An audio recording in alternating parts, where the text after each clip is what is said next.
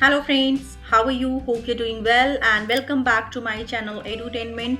So friends, in this video I am going to show you how to change app default setting on Android phone or any banking default setting. So let's go to the process.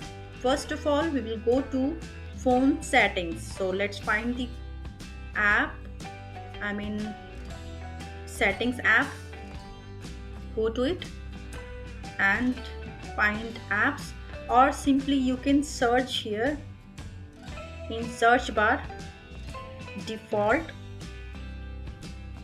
apps. Let's find the default apps here. So you can see browser app, digital assistant app, home app, phone app, SMS. So these are the default apps. Where let me check with SMS app.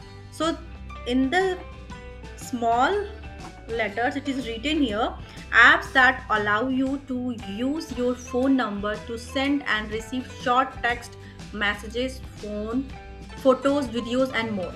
So if you are facing default SMS, default app problem in your phone, so simply you can search going through settings option and you can search simply default app and then find the apps which are already set as default apps. You can tap on that and you can off turn that off. So here I guess you got the answer, you got the solution. So if you like the video, please like, share and subscribe the channel.